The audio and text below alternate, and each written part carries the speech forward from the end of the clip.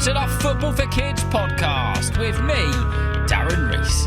In this episode, we're going to be talking about the FIFA Women's World Cup. We'll speak about both the history of the tournament and this year's massive tournament, which is being held in Australia and New Zealand. It'll be watched by millions and millions across the globe. Before we do that, I need to let you know that we're not going to do any shout-outs or messages on this episode because it's going to be a little bit of a longer one. And the reason for that is I need to tell you that the brilliant people at the BBC who make the programme Hey Dougie have been in contact.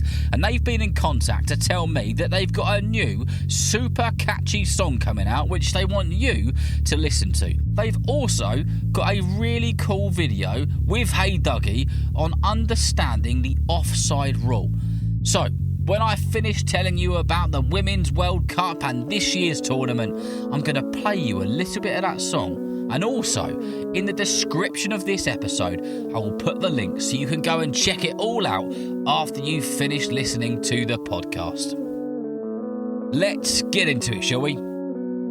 Unfortunately, women's football at a professional level was effectively banned for a long period of time by lots and lots of different countries.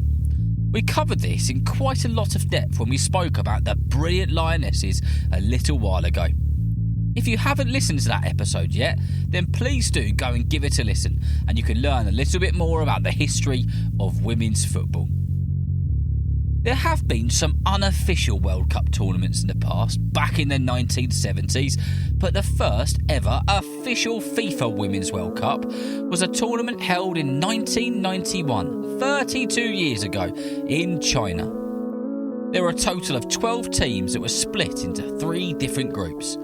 China topped the first group, USA topped the second group, and Germany topped the third group.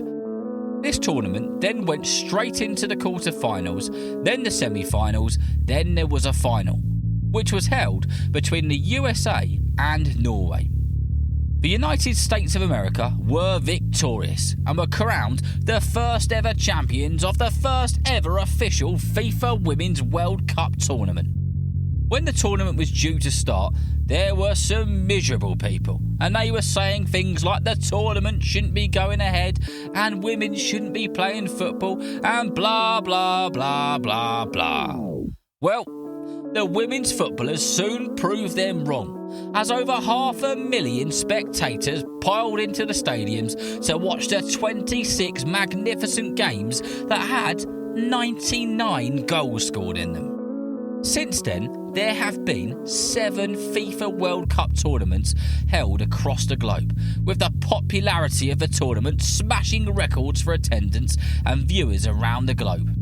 One of the most attended FIFA Women's World Cup tournaments so far was the 2015 Canadian World Cup, where well over 1.5 million people watched the games live in attendance in the stadiums. That is like Wembley Stadium, one of the biggest stadiums in Europe, full to capacity 17 times over. That is a lot of people. Over the years, the most successful women's national side in the World Cup tournaments has been the United States of America. Out of 8 tournaments, they have won 4 of them, been runners-up once, and come third place 3 times. The USA also topped the record for the most amount of goals scored in a FIFA Women's World Cup with 138 crackers. That is pretty amazing stuff. The most successful goal scorer of all time in the FIFA Women's World Cup isn't a player from America though.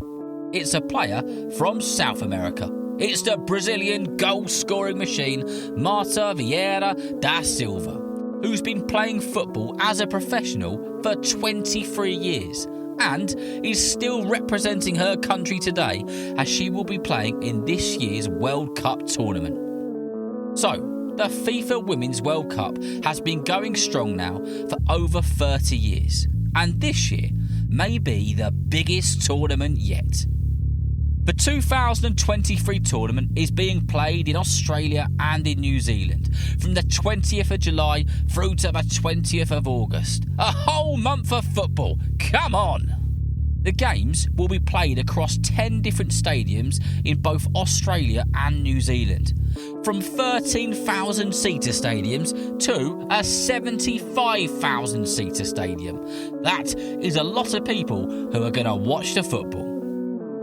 The teams competing in this year's tournament are, get ready, deep breath, Australia, China, Japan, the Philippines. Oh, by the way, it's their debut. It's their first ever World Cup. Come on, the Philippines. South Korea, Vietnam, Morocco, Nigeria, South Africa, Zambia, Canada, Costa Rica, Haiti, Jamaica, Panama, USA, Argentina, Brazil, Colombia, New Zealand, Denmark, England, go on the Lionesses, France, Germany, Italy, Netherlands, Norway, Portugal, Republic of Ireland, Spain and Switzerland. The format of the tournament is no different to the men's FIFA World Cup tournament. The different countries will battle it out all the way to the final, which will be held in Australia on the 20th of August. So, do you remember those miserable old people who said the 1991 FIFA Women's World Cup shouldn't be happening? Well, over 30 years later, before the tournament even kicked off this time, 1 million tickets were sold. The games will sell lots more tickets and they will be watched by millions and millions across the planet on television. Will the USA win their third World Cup in a row? Will the England's Lionesses steal their thunder? We'll just have to wait and see. But one thing's for sure, this tournament keeps that message pumping that football is for everyone. There will be some unbelievable games and some unbelievable football. So regardless of who your team is, I hope that they do really well. And if you haven't got a team in this tournament, just enjoy the football. The Football for Kids podcast is lucky to have so many brilliant listeners from Australia and New Zealand.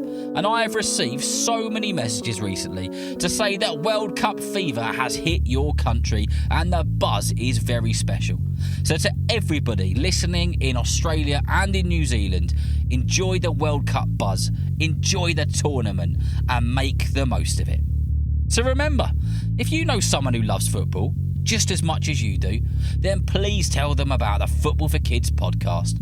And whether you're playing football soon, watching it on the telly or pitch side, I hope that you enjoy the game.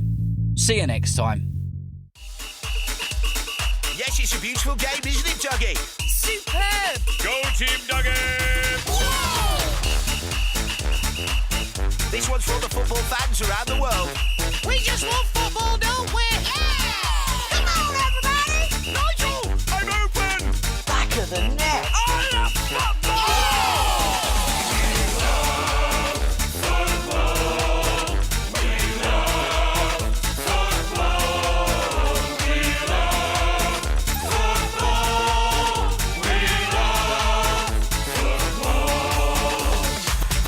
Head it, put it in the net. Kick it, head it, put it in the net! Kick it, head it, put it in the net! Kick it, head it, put it in the net. Line it up. Are you ready to get set? Line it up, are you ready to get set? Line it up, are you ready to get set? Kick it, head it, put it